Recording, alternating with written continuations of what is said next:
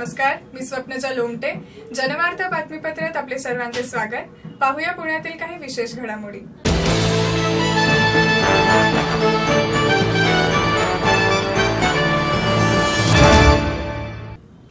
पुणे महापालिकेत भाजपची सत्ता आल्यावर संभाजी उद्यानात राम गणेश गडकरी यांचा पुतळा बसविणार असे भाजपचे आमदार मेधा कुलकर्णी यांनी सांगितले. राम गणेश गडकरी यांच्या पुण्यतिथी दिनानिमित्त छत्रपती संभाजी उद्यानासमोर त्यांच्या नाटकामधील उतार्यांचे वाचन करण्यात आले.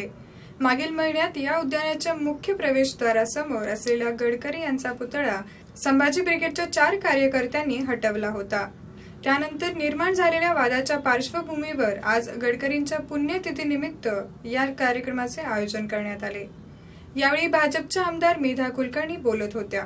तसेच यावेळी महाराष्ट्र साहित्य परिषदेचे सदस्य, गडकरींच्या नाटकामध्ये काम करणारे कलाकार आणि नाट्यप्रेमी उपस्थित होते. आमदार कुलकर्णी पुढे म्हणाल्या की ज्या प्रकारे गडकरी यांचा पुतळा संभाजी ब्रिगेडच्या कार्यकर्त्यांनी हटविला ती निषेधार्ह बाब असून आमदार नितेश राणे यांनी देखील एक प्रकारे पैसे देऊन पुतळा हटविला, अशा शब्दात राणेंवर त्यांनी तोफ टाकली. त्याचबरोबर दरवर्षी स्मृती दिनानिमित्त उद्यानात साहित्य कट्टा अंतर्गत कार्यक्रम घेतला जातो, मात्र आज परवानगी असताना देखील हा कार्यक्रम होऊ दिला नाही, अशी खंत देखील त्यांनी व्यक्त केली. या संभाजी पार्कपाशी नाट्यकला अकादमी आणि रमाबाई आंबेडकर संस्थेच्या वतीने आज या ठिकाणी त्यांच्या स्मृती दिन साजरा करून त्यांच्या साहित्याला उजाळा देण्याचा आम्ही प्रयत्न केला. अनेक साहित्यप्रेमी, अनेक कलावंत, अनेक ज्येष्ठ कलावंत या ठिकाणी उपस्थित होते आणि मला असं वाटतं या ठिकाणी हा जो कार्यक्रम झाला हा एका अर्थाने आवश्यक असलेला कार्यक्रम अतिशय यशस्वीरित्या आम्ही आयोजित करू शकलो याचा मला आनंद आहे.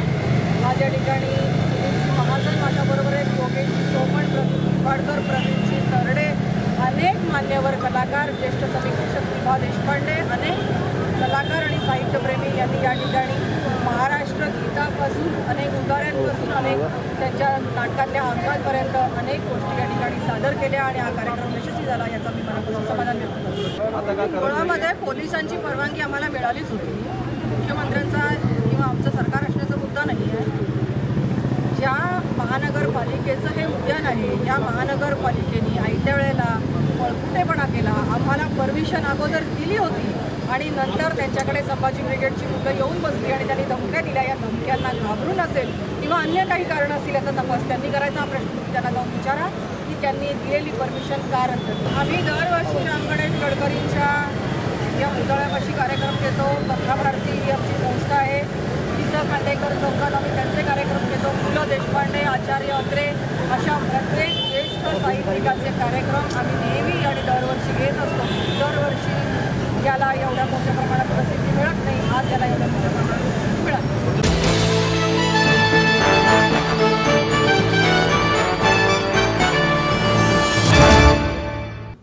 महापालिका निवडणुकीसाठी सोशल मीडियाद्वारे उमेदवार यंदाचा प्रचार हायटेक करत आहेत.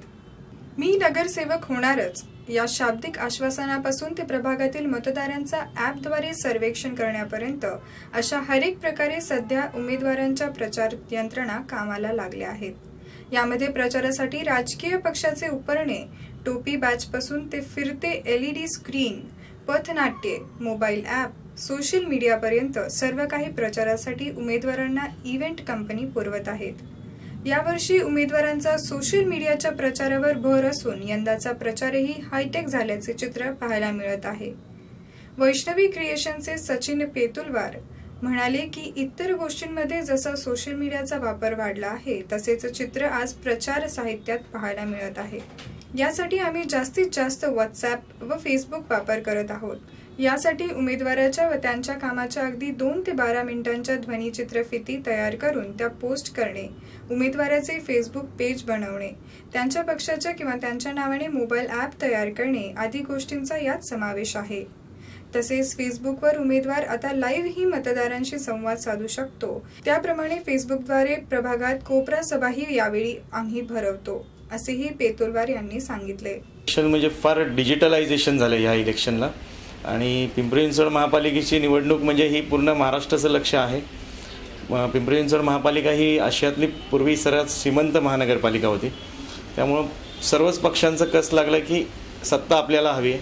त्या दृष्टिकोनातनं यावेळेस एवढं कॉम्पिटिशन आहे आणि लोकांचे डिमांड्स एवढे आहेत. म्हणजे आता आम्ही सोशल मीडिया, नंतर LED स्क्रीन्स, प्रचाराचं साहित्य, हे सगळं खूप हायटेक झालेलं आहे. यावेळेस सगळे मॅक्सिमम LED स्क्रीनचा वापर करतात ते लोक. छोटे छोटे व्हिडिओ क्लिप्स करतात ते उमेदवार. नंतर फेसबुक तर खूप प्रभावी चालू आहे यावेळेस. आणि प्रचार साहित्यांमध्ये म्हणाल तर तुम्ही यावेळेस क्रिकेटमध्ये जसं IPLची स्टिक्स असते तसे ते IPLच्या हे आल्यात, दंडी आल्यात, नंतर झेंडे आले, टोप्या आल्यात, उपरणं आल्यात. त्यामुळे यावेळेस प्रचार खूप मोठी रंगत येणार आहे यावेळेस प्रचाराला. आणि यावेळेस खऱ्या अर्थाने खूप डिजिटलायझेशन, आपण जे म्हणतोय देशात डिजिटलचा वार आहे, तर यावेळेस खूप डिजिटलायझेशन झालेलं आहे प्रचारामध्ये आणि ते दिसतंय आम्हाला सगळं. आम्ही आता डॉक्युमेंटरीज करतोय उमेदवारांच्या, फेसबुकचं सोशल मीडियाची आमची मोठी टीम आहे, तेही करतोय, सर्वे करतोय काही आम्ही. आणि त्या निमित्ताने यावेळेस खरंच प्रचारात खूप मोठी रंगत येणार आहे.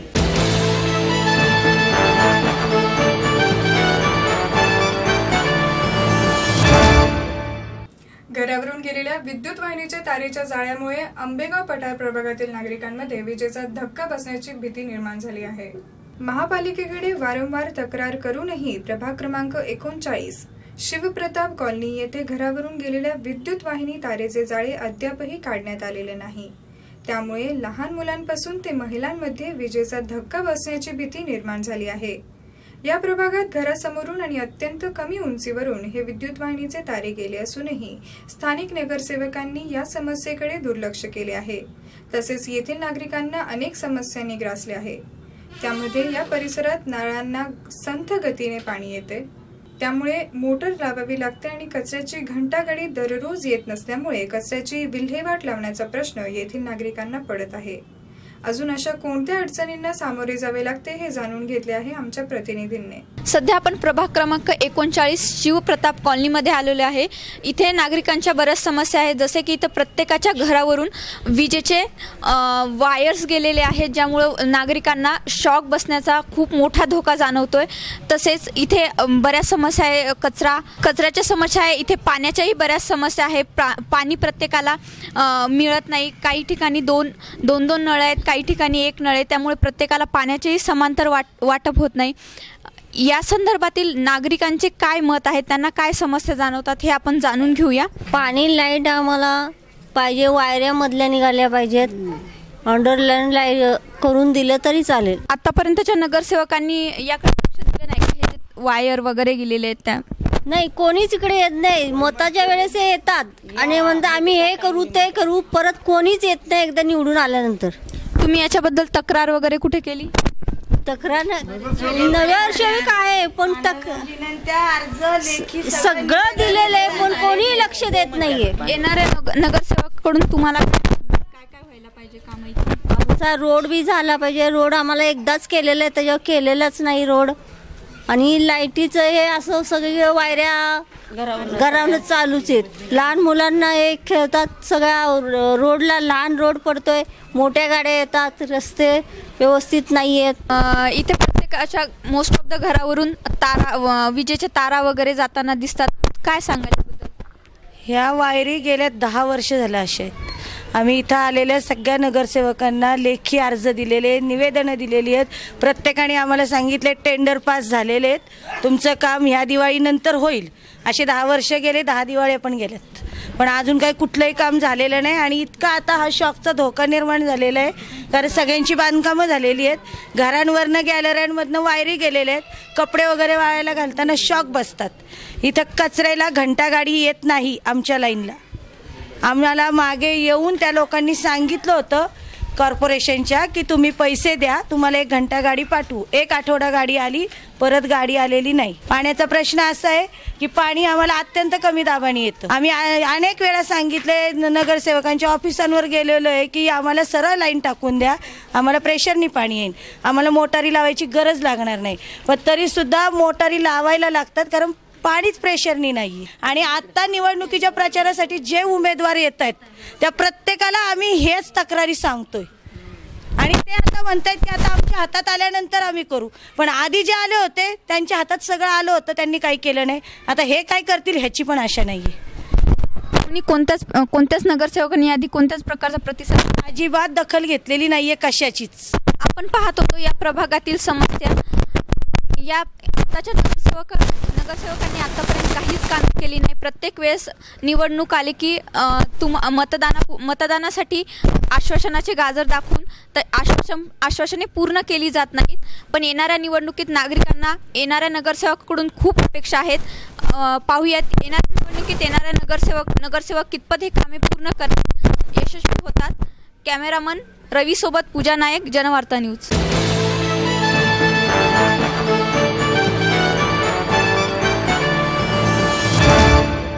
नमस्कार, आपला प्रभाग आपला नेता या कार्यक्रमात आपले सर्वांचे स्वागत. आज आपण प्रभाग क्रमांक 9 बाणेर बालेवाडी पाषाण या प्रभागातील स्टँडिंग नगरसेविका रोहिणीताई चिमटे यांना भेटणार आहोत. खंबीर नेतृत्व या प्रभागासाठी लाभलेलं आहे. गेली 10 वर्ष ते या प्रभागामधून नगरसेविका म्हणून काम करतात. त्यांच्या कामाचा कशा पद्धतीने त्यांनी आतापर्यंत कामं केली, त्यांच्या कामांचा एक आढावा घेऊया आपण त्यांच्याशी बोलून. ताई नमस्कार. नमस्ते. काय सांगाल, तुम्ही 10 वर्ष ह्या प्रभागातून नगरसेविका होता, कशा पद्धतीने तुम्ही ती कामं केली? गेले 10 वर्षाचा आढावा जर घेतला, मी जेव्हा नगरसेवक झाले त्या या प्रभागामध्ये रस्ते, लाईट हे काहीच नव्हतं, बेसिक सुविधाही नव्हत्या. 10 वर्षात मी बेसिक सुविधा कशा सुधारता येतील त्याच्यावर जास्त भर दिला आहे. त्यामध्ये रस्ता असेल, लाईट असेल, पाणी, ड्रेनेज लाईन, अंडरग्राऊंड केबल याला प्रामुख्याने दिलं आहे. आणि कचरा विल्हेवाट, कचरा सॉर्टिंग करून एक गावठाण एरिया असा हा भाग होता. जर आता पाहिलं, तुम्ही फिरून पाहिलं तर सगळीकडे तुम्हाला सिमेंटचे रस्ते, अंडरग्राऊंड केबल, LED लाईट आणि स्वच्छता ही जाणवेल. हा गेल्या 10 वर्षातला माझा मेन बेस आहे की बेसिक जे आहे आपण बेसिक स्ट्रक्चर ते मजबूत करायचं. आणि इथून पुढे जर फ्युचरमध्ये जर पाहायचं झालं तर महिलांसाठी आता मी हॉल नव्हता, बचत गट होते पण मीटिंग घेण्यासाठी हॉल नव्हता. कुठेतरी पार्किंगला किंवा कुणाच्या तरी हॉलमध्ये मीटिंग चालायची. महिलांसाठी हॉल केलेला आहे. जवळजवळ माझ्या इथे 70 ते 75 बचत गट आहेत. ते हॉल झाल्यानंतर त्या हॉलमध्ये आता मीटिंग चालू आहे. तिथं शिवण क्लास, महिलांचे वेगवेगळे उद्योग धंदे जे आपण त्यांना प्रशिक्षण वर्ग तेही चालू आहे तिथे. आता स्विमिंग पूलचं काम चालू केलं आहे जेणेकरून या परिसरातील नागरिकांना स्विमिंग पूल आणि जिमचा फायदा व्हावा. आरोग्याच्या दृष्टीने सगळ्यांनाच योगा चालू आहे, स्विमिंग पूल, जिम. आणि फ्युचर प्लॅन जर पाहिला तर मी वृद्धांसाठी एक विरंगुळा केंद्र, तो पेंडिंग विषय आहे माझ्यासाठी, तो या पुढच्या पंचवार्षिकमध्ये मी तो पूर्ण करते. विरंगुळा केंद्र तयार करा वृद्धांसाठी. ताई, आता तुम्ही गेली 10 वर्ष प्रभागासाठी काम करताय. एक महिला नगरसेविका म्हणून तुम्हाला अशा काही अडचणी आल्या असतील, त्या अडचणींवर कशा पद्धतीने तुम्ही मात केली?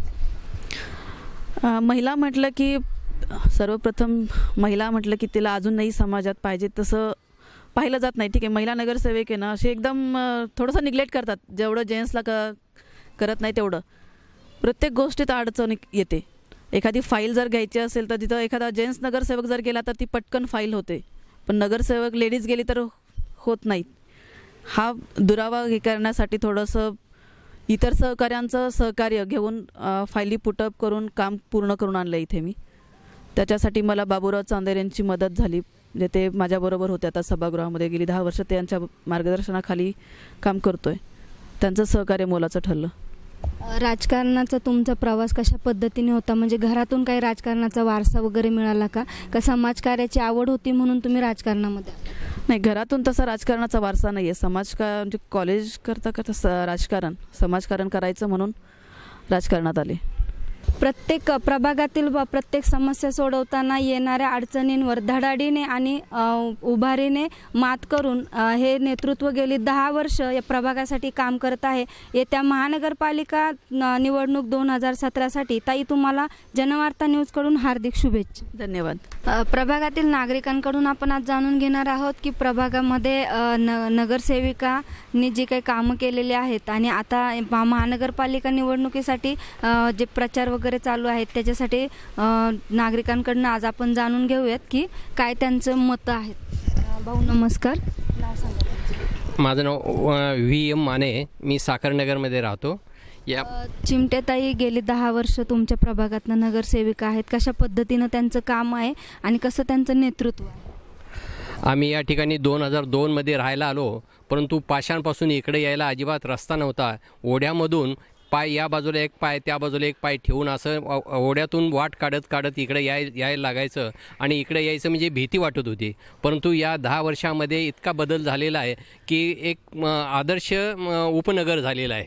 यामध्ये मुख्य पाहिलं की पाषाणपासून इकडे हायवेला येण्यासाठी जो मोठा रोड झालेला आहे, त्यामुळं या रोडमुळे या ठिकाणचा कायापालट पूर्ण झालेला आहे आणि एक मोठा ब्रॉड रोड झालेला आहे. हे एक या ठिकाणी आम्हाला भूषणाव आहे. आणि मुख्य म्हणजे या ठिकाणी चिमटेताई आणि निमनताई यांनी यामध्ये मोठा भाग घेऊन हा रस्ता तयार केल्याबद्दल मी त्यांचे मनापासून आभार मानतो. त्याचबरोबर या ठिकाणी पाहिलं की रस्तेसुद्धा आतले रस्तेसुद्धा बऱ्यापैकी चांगल्यापैकी झालेले आहेत. मुख्य म्हणजे सिमेंटचे रस्ते काही ठिकाणी झालेले आहेत, ब्लॉकसुद्धा टाकलेले आहेत. त्याचबरोबर लाईटची LED लाईटची सुद्धा चांगल्या प्रकारे सोय केलेली आहे.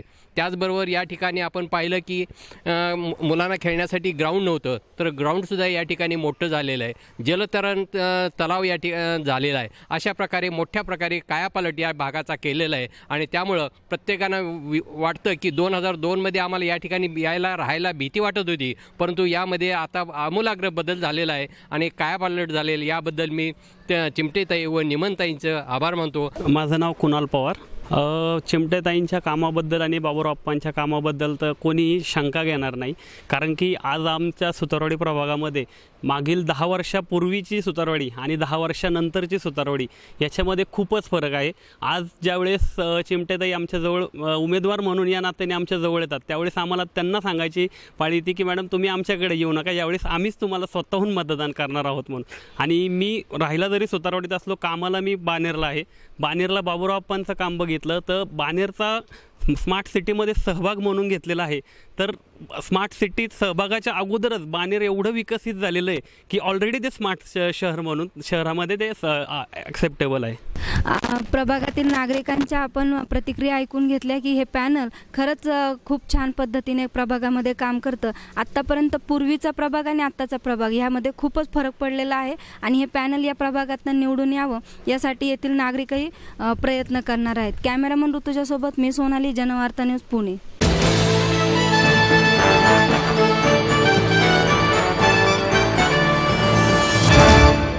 नमस्कार, आपला प्रभाग आपला नेता या कार्यक्रमात आपल्या सर्वांचे स्वागत. आज आपण प्रभाग क्रमांक 9 बानेर बालेवाडी पाषाण या प्रभागातील राष्ट्रवादी काँग्रेसच्या इच्छुक उमेदवार विद्या लहू बालवडकर यांना भेटणार आहोत. समाजकारणापासून राजकारणापर्यंत कशा पद्धतीने त्यांचा प्रवास आणि त्या प्रवासामध्ये त्यांना लाभलेली त्यांच्या पतीची साथ कशा पद्धतीने त्या मार्गदर्शनाखाली आता ह्या राजकारणामध्ये उतरले आहेत हे त्यांच्याकडून जाणून घेऊयात. ताई नमस्कार. नमस्कार. समाजकारण तुम्हाला तुमच्या घराण्यातनं कुस्तीचं घराणं आहे तुमचं, तरी पण तुम्ही आता ह्या समाजकारणाकडे वळालात, तर कशा पद्धतीने तुम्ही समाजकारणाकडे वळाला आणि तुम्हाला मार्गदर्शन कोणाचं मिळालं? मी म्हणजे पिंपरी चिंचवड महानगरपालिकेत माझ्या काकू म्हणजे चुलती आत्तापर्यंत 2 वेळेस नगरसेविका होत्या, महापौर आहेत, उपमहापौर आहेत. माझा भाऊ सिद्धेश्वर बारणे तो पण नगरसेवक आहे. वडील माझे कुस्ती क्षेत्रातले खूप मोठे मल्ल आहेत आणि माझे पती तेही आता गेली 10 ते 12 वर्ष आमचे नगरसेवक बाबूराव चांदेरे यांच्या साथीनं त्यांच्या बरोबरीनं आत्तापर्यंत बानेर बालेवाडी या भागात कार्यरत आहेत. त्यांच्याच हाताला हात धरून मी आता या क्षेत्रात पदार्पण करत आहे. म्हणजे माहेरचा आणि सासरचा दोन्हीकडचा समाजकार्याचा वसा मला मिळालेला आहे. समाजकारण करताना तुम्हाला भाऊंची साथ कशा पद्धतीने लाभली? जेव्हापासून माझं लग्न झाले त्यांच्याबरोबर सगळीकडं म्हणजे एक प्रत्येक गोष्टीत व्हिजिट देणे, त्यांच्या बरोबरीने त्यांच्या कार्यात मदत करणे, त्यांनी ज्या ज्या ठिकाणी आपले योगदान दिले तिथं जातीने लक्ष देणे. आत्तापर्यंत आम्ही म्हणजे सांस्कृतिक कार्यक्रमांचा आमचा जोर जास्तीचा आहे आणि त्या जे आमच्या बालेवाडीमध्ये खूप मोठ्या प्रमाणात दहीहंडी उत्सव आम्ही साजरे करतो. तिथे आत्तापर्यंत तरी जनतेचा खूप मोठा प्रतिसाद तिथे मिळालेला आहे. दांडियाचा कार्यक्रम आम्ही भरवतो, तिथे नागरिकांचा मोठा प्रतिसाद मिळाला. त्यामध्ये सहभागी नागरिकांना आम्ही बक्षीस वितरण करून त्यांचा आनंदात अजून भर घालतो.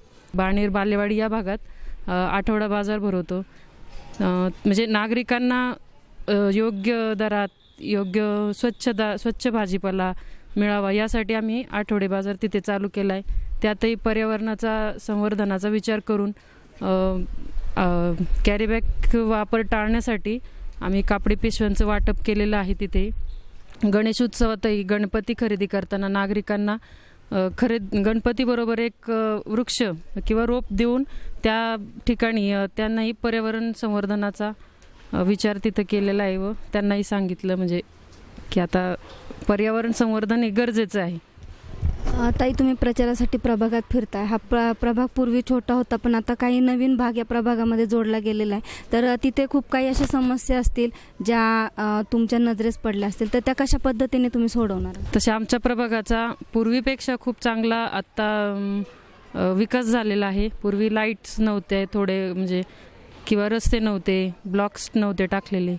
तर आता तसा पण इथून पुढे त्याच्याही पुढचा विचार करून आम्ही तिथं बऱ्यापैकी प्रयत्न करणार की अजूनही आमच्या प्रभागाचा विकास जास्तीचा व्हावा किंवा नागरिकांना आता नवीन नवीन सोसायट्या तयार होतात त्या ठिकाणी रस्त्यांची कामं झाली पाहिजे, ड्रेनेजची कामं झाली पाहिजे, प्रत्येक घरात पाण्याची सोय झाली पाहिजे. त्यासाठी आम्ही भरपूर प्रयत्न करणार. किंवा इतरही कुठल्या आता नवीन समस्या तयार होतात किंवा प्रत्येक नागरिकाने जागरूक होऊन पर्यावरणाचा देखील विचार केला पाहिजे. त्या हिशोबाने आम्ही आता कार्य चालू करणार आहे. ताई, तुमच्या मतदार वर्गासाठी तुम्ही काय सांगाल की कशा पद्धतीने तुमचं काम आहे आणि त्यांनी तुम्हाला का मत द्यावं? तर आत्ता आम्ही राष्ट्रवादी काँग्रेस पक्षाकडनं मी उमेदवार आहे. माझ्याबरोबर अजून दोघं आमचे आहेत, एक बाबूराव चांदेरे, चिमटेताई आहेत, रोहिणी चिमटे आणि प्रमोदांना निमन. हे आमचे 4 राष्ट्रवादीचे कार्यकर्ते आहेत किंवा उमेदवार आहे. आत्तापर्यंत आपल्या प्रभागात पिंपरी चिंचवडमध्ये असो किंवा पुणे महापालिकेमध्ये असो राष्ट्रवादी काँग्रेस पक्षाने इथे भरपूर विकास केलेला आहे. त्या विकासाला एक नवीन आणखीन त्यात भर घालण्यासाठी आम्ही अजून त्यात प्रयत्न करणार आहोत.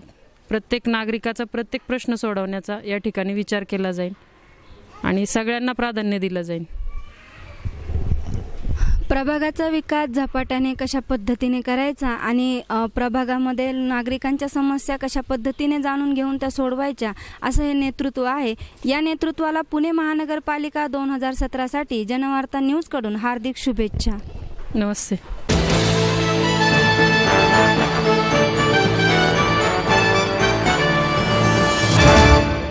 नमस्कार, आपला प्रभाग आपला नेता या कार्यक्रमात आपल्या सर्वांचे स्वागत. आज आपण प्रभाग क्रमांक 7 मधील राष्ट्रवादीच्या इच्छुक उमेदवार रेश्मा अनिल भोसले यांना भेटणार आहोत. प्रभाग क्रमांक 7 सावित्रीबाई फुले विद्यापीठ संगमवाडी हा असा आहे.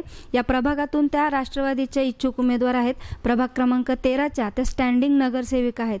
कशा पद्धतीने त्यांनी 13चा विकास केला आणि आता 7 मधून त्या इच्छुक उमेदवार आहेत, कशा पद्धतीने त्यांनी ठरवले की आता ह्या 7चा पण कशा पद्धतीने विकास करायचा आहे. ताई नमस्ते. नमस्ते. तुम्ही 13मधनं नगरसेविका होता. 13चा खूप तुम्ही विकास केला आहे, म्हणजे अक्षरशः नजर लागण्यासारखा तो विकास आहे आणि आता 7मध्ये तुम्ही इच्छुक म्हणून उभे आहात. तर अशा तसाच विकास तुम्ही 7चा करणार? हो, नक्कीच करणार. एकतर पहिलं प्रथम हा प्रभाग अतिशय मोठा आहे. जवळजवळ 87,000चा प्रभाग आहे. त्यामुळे ह्या प्रभागामध्ये 4 उमेदवार असणार आहेत, राष्ट्रवादी असो किंवा अन्य पक्षाचे असो. जो कोणी जरी पलीकडनं निवडून येईल तरीसुद्धा मी माझ्या पद्धतीने एक महिला नगरसेविका म्हणून नक्कीच महिलांचे प्रश्न सोडवायला मी तयार आहे. आत्तापर्यंत तुमचा राजकारणाचा प्रवास कशा पद्धतीने आणि तुम्ही कोणाचं नेतृत्व म्हणजे मिळालं तुम्हाला राजकारणासाठी? पहिलं प्रथम एकतर माझं शिक्षण हे सेंट हेलेनाजमध्ये झालं आहे आणि मी आर्ट्स घेतलं होतं. माझं विषय प्रमुख हा सोशोलॉजी होता. त्यामुळे मला जास्त आवड होती ह्या सगळ्या गोष्टींमध्ये. माझं माहेरचं पण तसं राजकीय वातावरण होतं. तसंच नशिबाने मला सासर घरी मिळालं.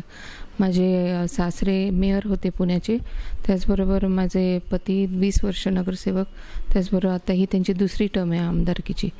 हा सगळा प्रवास करत असताना जरी मी पूर्णपणे सक्रिय नव्हते, गेले मागील 5 वर्षापासून जास्त सक्रिय आहे. पण तरी पण मला माहिती होतं की बापूंकडे जेव्हा कोणी यायचं तेव्हा बरेचसे प्रश्न मी त्यांचे सोडवायचे. त्यामुळे कॉर्पोरेशनच्या माध्यमातून कशी कामं होतात ह्याची मला माहिती होती. आणि आदरणीय शरदचंद्र पवार साहेब आणि आदरणीय दादा यांच्या नेतृत्वाखाली बापूंनी काम केलं. त्यांच्याबरोबर त्यांच्याच मार्गदर्शनाखाली मी माझ्या प्रभागातली कामं करत आहे. आता तुम्ही प्रचारासाठी प्रभागामध्ये फिरताय, तर आता तुमचा 13 तर तुम्हाला माहितीच आहे ना, आता 7मध्ये पण तुम्ही जो काही प्रभाग आहे त्याच्यामध्ये फिरताय, तर खूप अशा काही समस्या असतील त्या तुमच्या नजरेस पडतात. तर अशा काय समस्या आहेत की त्याच्यावरती तुम्ही लवकरात लवकर ना मार्ग काढू शकता? ॲक्च्युली आता जेवढं मी फिरते आहे बघते की महिलांचे खूप समस्या आहेत. महिलांना स्वतःचा गृहउद्योग पाहिजे, सक्षमीकरण हवं आहे. यासाठी मी माझ्या प्रभागामध्ये महिलांसाठी मी आता अनेक वर्ग घेते, प्रशिक्षणाचे वर्ग घेते. त्यांना केक असेल किंवा टेलरिंग असेल किंवा ब्युटी पार्लर असेल किंवा मसाले शिकवायचं, असे मी अनेक पदार्थ अजूनही माझ्या हॉलमध्ये काम म्हणजे प्रशिक्षण चालू आहेत. तसंच मी ह्या जेव्हा भागामध्ये निवडून येईल तेव्हा माझं पहिलं एक असेल की महिलांना स्वतःचं गृहउद्योग कुठंतरी मिळवून द्यायचं. त्याचबरोबर अनेक भागामध्ये पाण्याचा प्रश्न आहे, कचऱ्याच्या समस्या आहेत.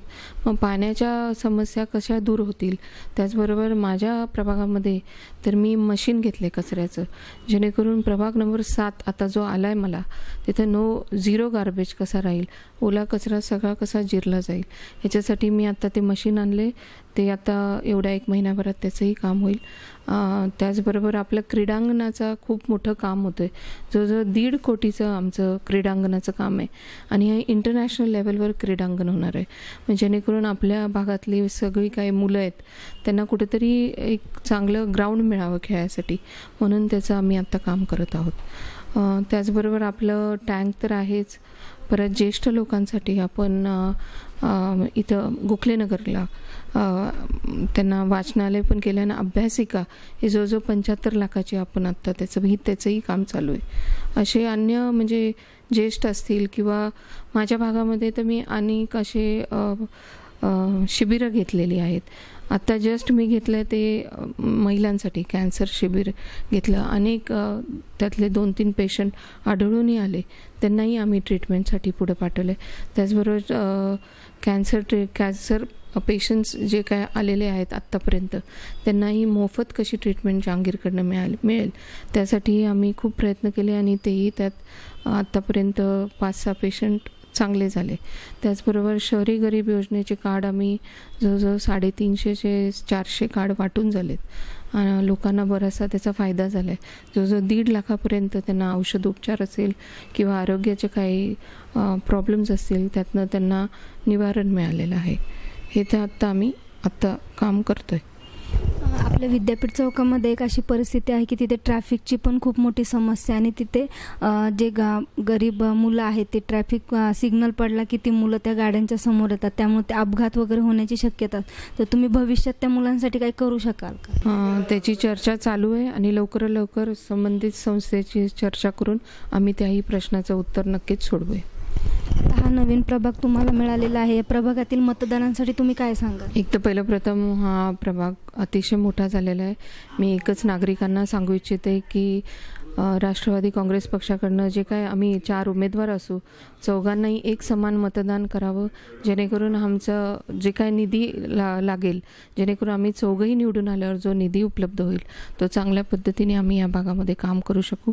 त्यामुळे विनंती आहे माझ्या नागरिकांना की सर्वांना चौघांनाही आम्हाला निवडून द्यावं. जेव्हा कधी माझं पुढचं एक खूप मोठं मला एक काम करायचं आहे म्हणजे शिवाजीनगर ते सिमला ऑफिस लोकांना जीव मुठीत धरून चालावं लागतं. त्यासाठी आयदर अंडरग्राऊंड तरी करणार, नाही तर वरनं वॉकिंग तो प्लाझा तरी करणार आहे. हे आमचं पुढचं मोठं टार्गेट असणार आहे. त्याचबरोबर महिलांसाठी देखील आम्ही चांगले प्रशिक्षण केंद्र उभारू. त्याचबरोबर जी तरुण पिढी आहे त्यांनाही कुठं जॉब म्हणा म्हणा, कुठे व्यवसाय म्हणा, ह्या दृष्टिकोनात न ठेवून आत्तापर्यंत जेवढी आम्ही जवळजवळ 300 ते 350 मुलं कामाला लावली, PDCC असेल, आमची बँक असेल किंवा पतसंस्था असेल, अशा मार्फतनं त्यांना कामाला लावले. आत्ताही PDCCमध्ये जवळजवळ 2000 कॉल्स आलेले आहेत. कमीत कमी 100 ते 200 कॉल्स आमच्यापर्यंत येतील आणि संपूर्ण भागामध्ये जी काही शिकलेली मुलं आहेत त्यांना आम्ही नक्कीच कामाला लावू. प्रभाग क्रमांक 7 मधील राष्ट्रवादी काँग्रेसच्या इच्छुक उमेदवार रेश्मा अनिल भोसले यांना आपण आज आपला प्रभाग आपला नेता या कार्यक्रमात भेटलो. प्रभाग क्रमांक 13चा जशा पद्धतीने त्यांनी झपाट्याने विकास केला आणि जे काही समस्या होत्या त्याचं निराकरण केलं, त्याच पद्धतीने प्रभाग क्रमांक 7 हा नवीन त्यांच्याकडे पडलेला आहे आणि त्याचा विकासही करण्याचं ध्येय त्यांनी आता या महानगरपालिका निवडणुकीमध्ये ठेवलं आहे. पुणे महानगरपालिका 2017साठी त्यांना जनवार्ता न्यूजकडून हार्दिक शुभेच्छा. धन्यवाद.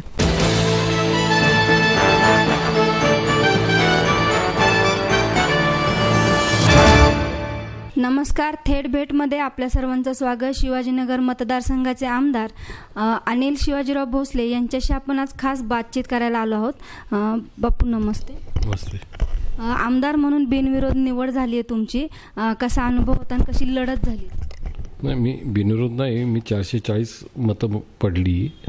मी भारतीय जनता पक्ष आणि काँग्रेसचे जे 2 उमेदवार होते त्यांच्या पक्षाची जी संख्याबळ होती त्यापेक्षा जास्त मताने मी निवडून आलेला उमेदवार आहे. आणि निवडणुकीत या ठिकाणी राष्ट्रवादी काँग्रेस पक्ष, BJP, शिवसेना, मनसेने तर बहिष्कार टाकला होता, पण सर्व पक्षाने मला या ठिकाणी मतदान केलेलं आहे. आमदार म्हणून तुम्ही निवडून आलात आणि विविध म्हणजे तुम्ही आता शिवाजीनगर प्रभागामध्ये खूप मोठे मोठे प्रकल्प राबवतात. थोडक्यात ती माहिती सांगा की शिवाजीनगर विधानसभा मतदारसंघातून जिथं राष्ट्रवादी काँग्रेस पक्षाचे थोड्या मताने काही नगरसेवक मागच्या वेळी पडले होते, त्या नगरसेवकांना ताकद देण्याचं काम मी माझ्या आमदार निधीतून या ठिकाणी 12 कोटीची कामं केलेली आहेत. या ठिकाणी कामं करत असताना सर्वसामान्य लोकांना उपयोगी पडतील अशी मूलभूत गरजा असतील त्याही केलेल्या आहेत. इथं आम्ही संभाजी महाराजांची सृष्टी त्या ठिकाणी उभी करतो आहे की जेणेकरून की पुण्यात प्रथमच संभाजी महाराजांचं एक चांगलं स्मारकाचं मेन गेटचं काम चालू आहे. दीप बंगला चौकात पक्षी संशोधन केंद्राचं काम चालू आहे. गोखलेनगर इथे अभ्यासिकेचं 75 लाखाचं काम चालू आहे. माझ्या इथं 3 कोटीची क्रीडा एक संकुल तयार करतो आहे. नंतर समाज मंदिर तर भरपूरच तयार करतो आहे.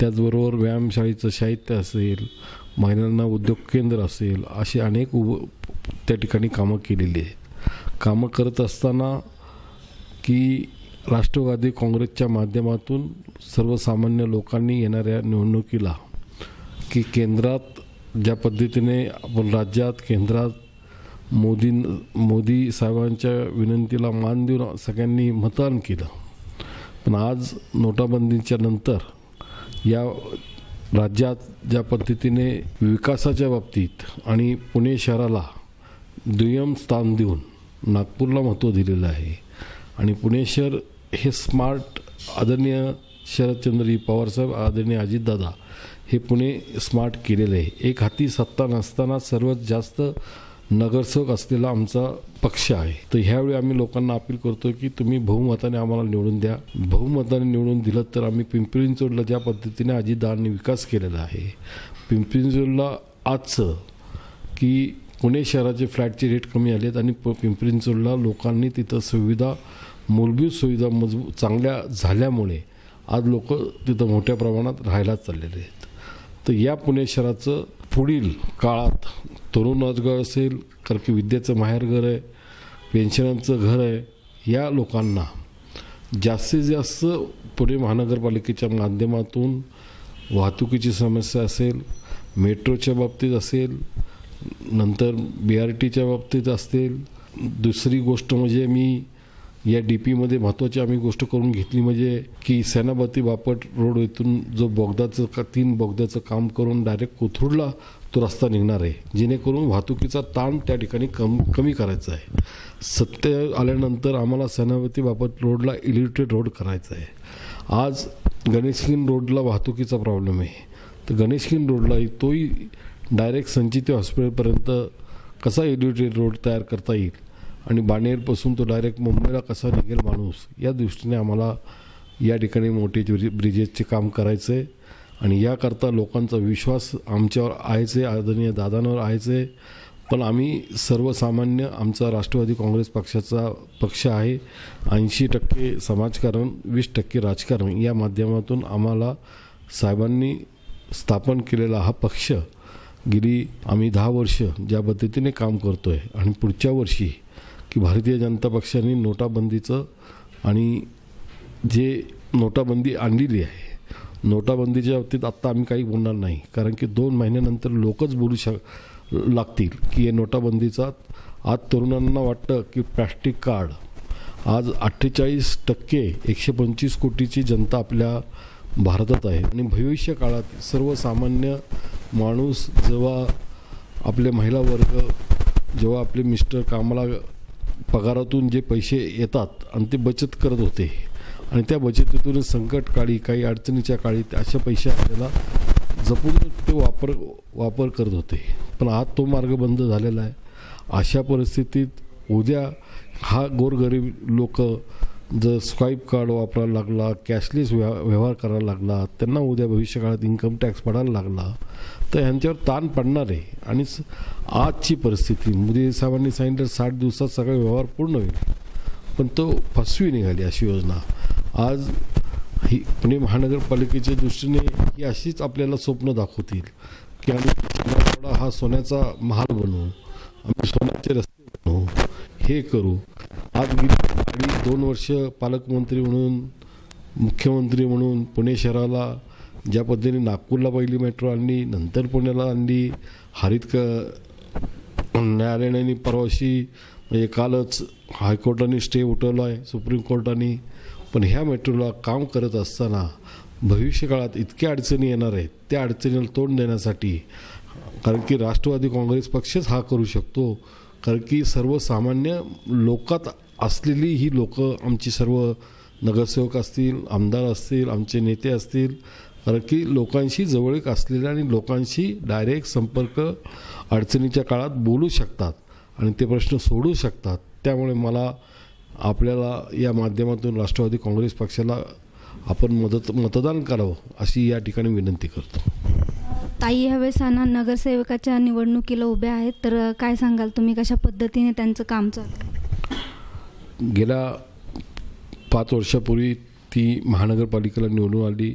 ती महानगरपालिकेच्या माध्यमातून तिने भरपूर विकास केलेला आहे. तिने महिला बचत गट असतील, सामाजिक काम असेल, इतर कामाला तिने महत्त्व जास्त दिलेले. आरोग्याच्या दृष्टीने शिबिरं असतील. आज माझ्या या वॉर्डात, या प्रभागात नाही म्हणलं तरी तिने 40-50 कोटीची 60 कोटीची कामं केली असतील की, आणि तिला लोक नक्कीच यावेळी निवडून देतील या बाबतीत मला शंका वाटत नाही. थेट भेटमध्ये आज आपण भेटलो आमदार अनिल शिवाजीराव भोसले यांना.